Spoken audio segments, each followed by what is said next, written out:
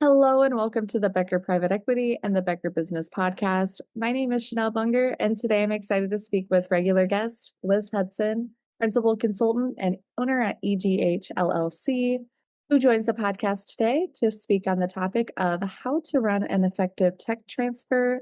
Liz, thank you as always for joining me. It's great to talk with you, Chanel. Likewise. And could you get us started out by briefly introducing yourself to listeners that may not be acquainted with you yet? Yeah, absolutely. So I'm Liz Hutson, and I am the founder and principal consultant of EGH LLC.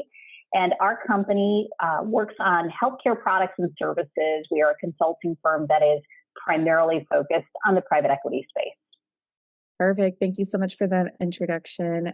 Now, to get us started off, can you give us an overview of why tech transfers are so challenging in private equity transactions? Yeah, absolutely.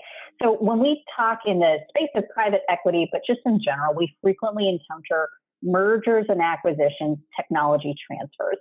And while there's a number of technology transfers that we could talk about, there's two situations that me and my team, we see over and over again in the space that we're in.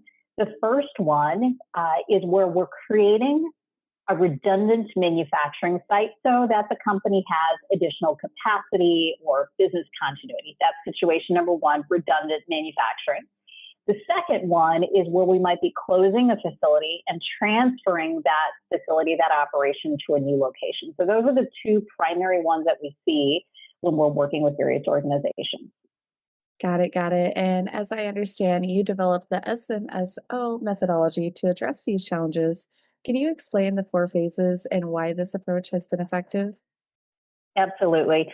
Yeah, just a little bit of background on this. About 10 years ago, when I first started doing projects like this, I worked with my client, Lowell Olympus, and the two of us together built a methodology that addresses projects like these, and we call it SMSO.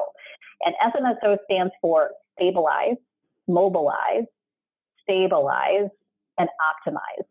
I have joked that one day I'll write a jingle to go along with it so people will remember this. But one of the biggest mistakes that I think companies make during a tech transfer is trying to improve everything while they're moving it. And that seems like it would be efficient, but it almost always creates risk rather than value. So that's why we created SMSO. And Chanel, I'll just walk us through each of those letters in this. So when we talk about SMSO, the first S, as I've mentioned, is stabilize. That's the first step.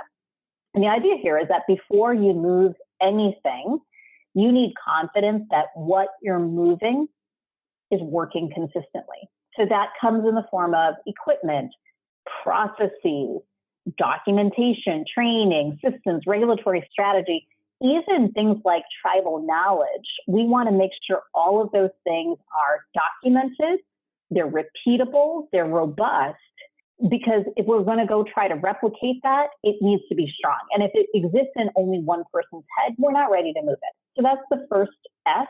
The first letter in that framework is S for stabilize.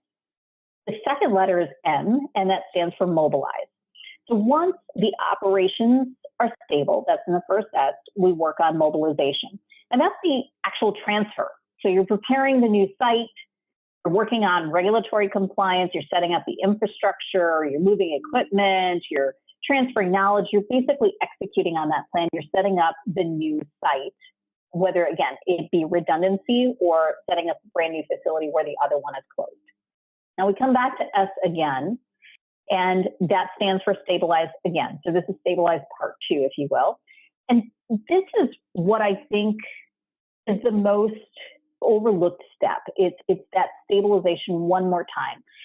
And the goal isn't to just build something new. We want to recreate the original operation and bring it to steady state. And this takes time.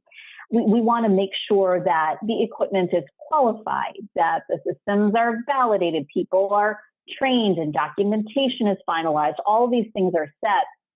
We want to make sure that they're performing consistently before we think about changes, which really brings us to the last letter in this, which is O for optimize. That's the fourth and final step. And this is where continuous improvement begins. Now is where we think about reduction of costs, improving efficiency, maybe qualifying local suppliers, redesigning workflows. the optimization comes last, and we do that by design. Because the thing is, if you start to make changes in the process while at the same time you're moving it, and let's say something goes wrong, you're not sure if that problem came from the transfer, from the move, or if it became a problem because of something you changed. You're basically introducing multiple variables at the same time. And when you do that, you're just increasing your probability for risk. So when you stabilize things first and then you optimize things afterwards, you're basically isolating your variables, you're reducing your risk, you can troubleshoot things faster, and basically the project can be completed sooner. But I think the irony of it is that companies often will combine stabilization and optimization into one step because they think they're trying to save time. But the reality is, and in my experience, it actually often, almost always, does the opposite. Because some of those, what seem like obvious improvements, easy things to do, are usually the places of unexpected delay, rework, and things like that. You just don't want to optimize a moving target. So that's SMSO in a nutshell. Thank you so much for walking us through that. Now, Liz, I've enjoyed our time today, but before I let you go, is there anything else that listeners should know? Yeah. I would just echo that SMSO methodology we've had in place for over 10 years across numerous tech transfers, and it's just a proven method to slow things down at the right times and help projects finish faster with a lot less risk. And I think the most efficient and effective tech transfers are the ones that have that really good discipline up front. Well, Liz, I want to thank you once again for your time today and for joining me on the Becker Business and the Becker Private Equity podcast. Thank you so much. Thanks, Chanel.